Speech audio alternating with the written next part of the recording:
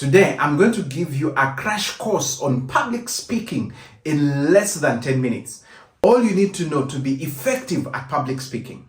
Unlike many trainers, I have actually studied communication skills at the university for 3 years. For almost a decade, I worked with government in a communications department. And as a trainer and coach, I've tutored hundreds of people in public speaking. Now, all the knowledge and experience I have learned, I'm going to put it in less than 10 minutes. By the end of this video, we are going to define what is communication, because you can't understand public speaking before you actually comprehend the general concept of communication. We are going to understand a message and the public.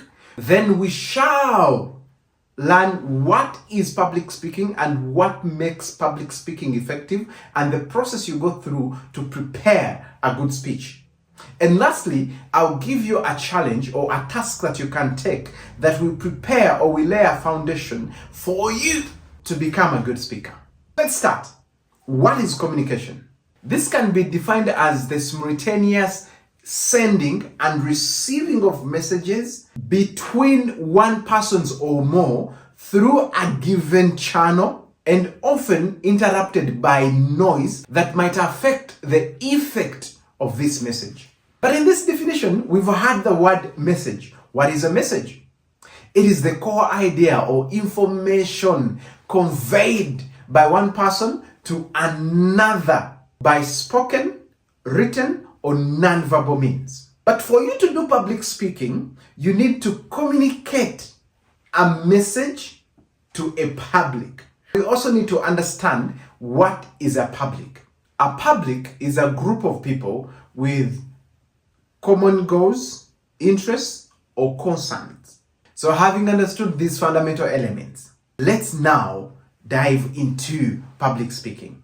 I define public speaking with 6 facets.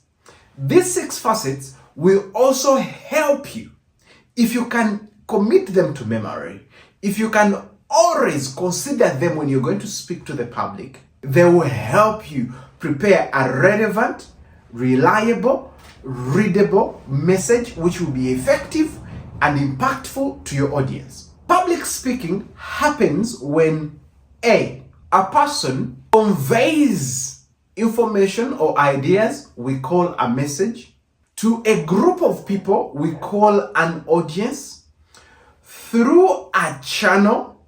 So it can either be spoken or expressed. B, being mindful of the potential barriers which we call noise, with an intent to effect a desired outcome. Now I want us to go through these slower.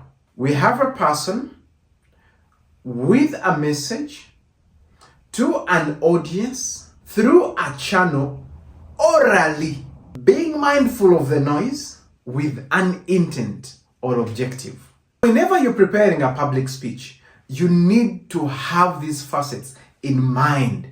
Consider them, contemplate about them, analyze them. This is the process you're going to go through to prepare a message and to get yourself ready to speak to any given public. And number 1, consider yourself. Ask yourself, what is your competence? What is your passion? And what is your interest? Number 2, audience analysis. Assess your audience, the people you're going to speak to, the public. Who are they? Their demographics, their interests, and their knowledge on the subject matter that you're going to discuss or submit about. After you know your audience and you know yourself, what you're comfortable with, what you know and what you don't know, now choose a subject matter. You're going to go through a subject selection process. In this subject selection process, what you're going to do first is to write down the big theme.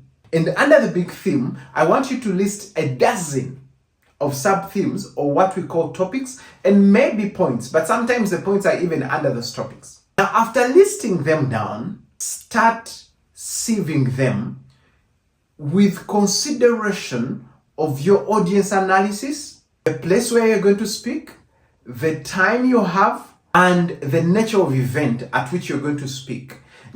At this point, decide the purpose for your speaking, the objective for your speaking. Why are you speaking to these people? And you should look at the specific objective. What do you intend to achieve after speaking to these people? Why? The moment you know your intent, it will help you to narrow down from the general subjects or from the general ideas to specific topics that will help you achieve the intended goal. Now, after you're clear about your objective, think of the likely barriers or noise from your audience or from the environment that you're going to speak within. It could be a noise of a saloon nearby. It could be a train that passes by. Then you ask yourself, do you have a powerful channel or a powerful maybe public address system that can speak and project your voice even when the train is passing? It could be language barrier. It could be biases. Consider them and address them. And lastly, practice. Go through your presentation in your head with your audience in mind, with your intent in mind. If possible, go in the camera and practice. If possible, go at the event before and acquaint yourself. If possible, ask someone to consider your message. Because what matters is that your message has been effectively delivered. Now, how do you know that you have effectively communicated in public speaking? That is the last question we are handling today. There are 3 criteria that we follow to decide whether our message was effective or not. Number 1, was it understood? Number 2, was it accepted? Number 3, was it acted upon? Now, this is all dependent on the objective of your speaking, because we have 4 major objectives of public speaking. You could have spoken to inform, at which you just need people to understand the message. You could have spoken to influence. At that point, you need them to understand and accept the message. Or you could have spoken to persuade, at which you need them to understand, to accept, and act upon the message.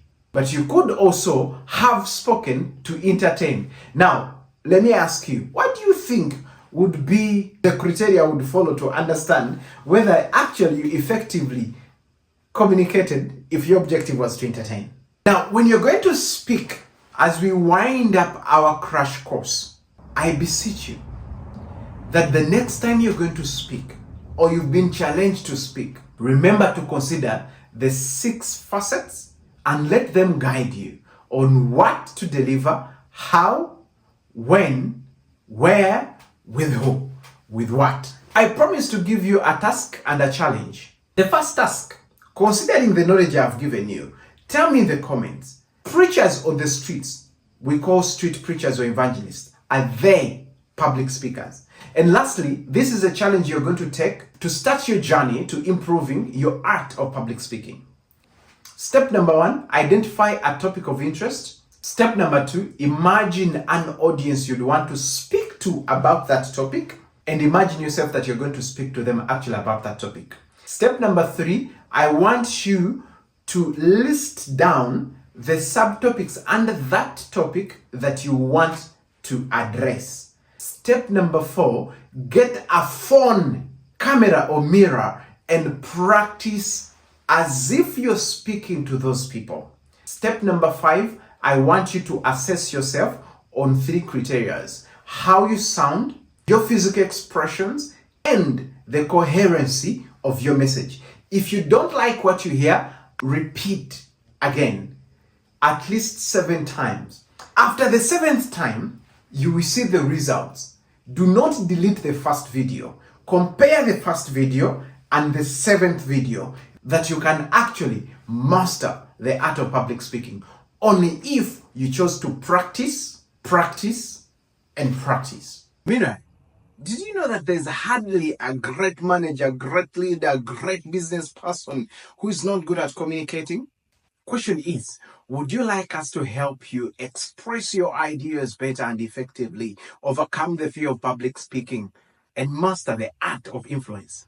If so, join us in our public speaking course we call Fluence 101. All you have to do, comment hashtag public speaking classes.